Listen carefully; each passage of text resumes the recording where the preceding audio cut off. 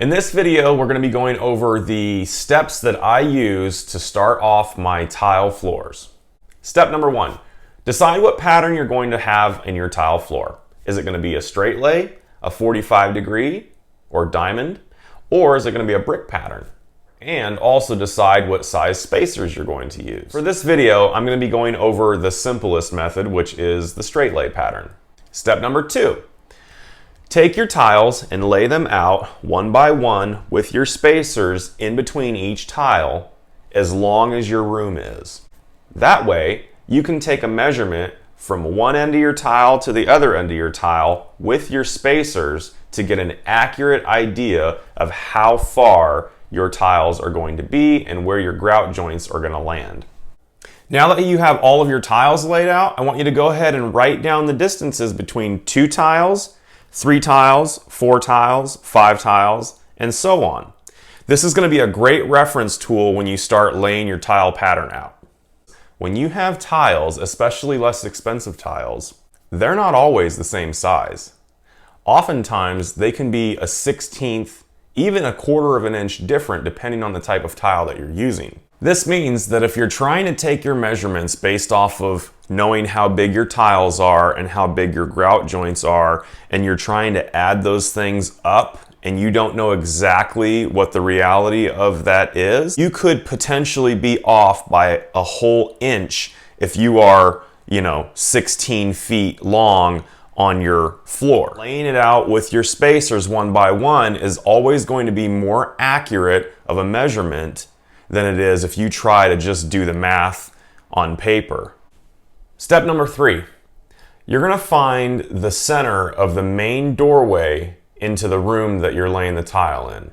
This is going to be more aesthetically pleasing to the person that's walking into the room, and it's going to give your tile floor that professional look that you're going for. When you have tile that is off center of your main doorway, it looks very awkward and it looks like it wasn't planned out very well. To do this, all you have to do is simply find the center of your doorway, find the center of your tile, and you're going to make 2 corresponding marks, one on the floor and one on the tile, and that's going to give you the rough middle of where your tile pattern should start. Once I find where my tile's starting point is going to be, going down the main part of the bathroom, I'm going to figure out where I need to put my mark on the back of the bathroom to start my first full tile, so that way I can start in the back of the room that I'm working in and I can work my way all the way out to the door so that I can finish the bathroom in one sitting. This is where it gets tricky. We've already locked ourselves in our tile pattern from side to side because remember, we set the center of our tile pattern to the center of the doorway. What we have to figure out is how we're going to shift it front and back so that we have equal sized tiles in the beginning and in the end of our floor. This is my mock-up bathroom, and I'm using each square to represent a 12 by 12 inch tile.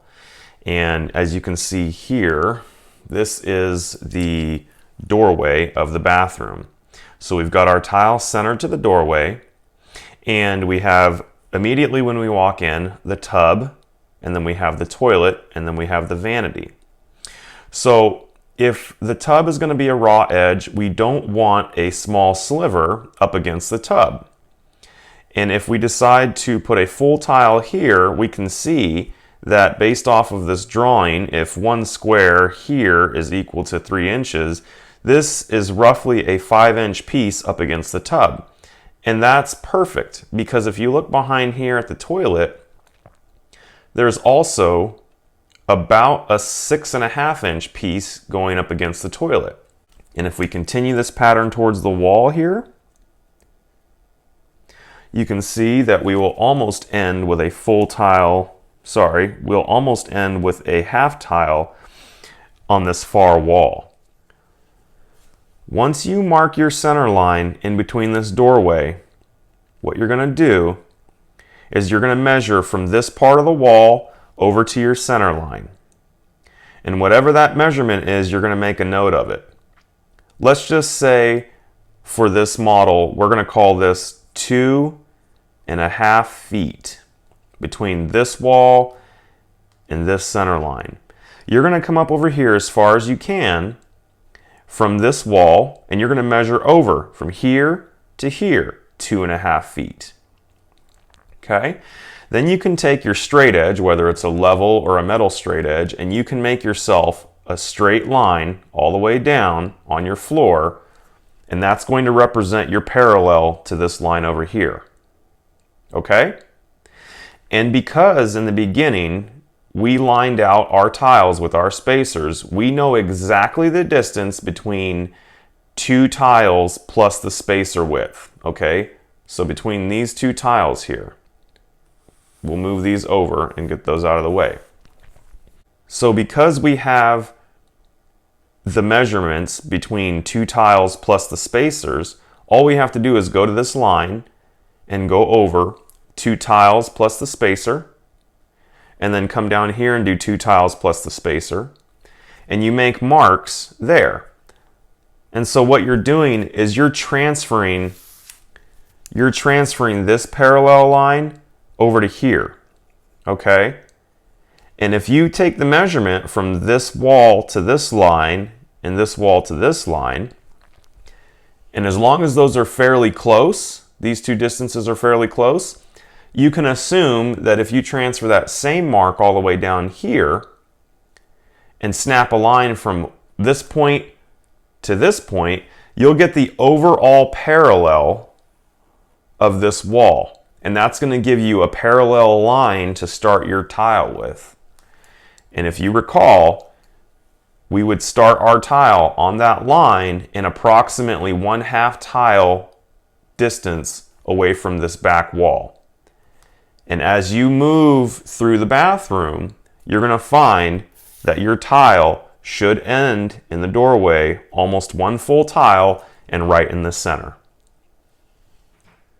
Thanks for watching this video, guys. If you enjoyed the content and you found it useful, I hope you consider subscribing to my channel. Give me a thumbs up. I'd appreciate that. Until the next video, I'll see you guys later. Bye.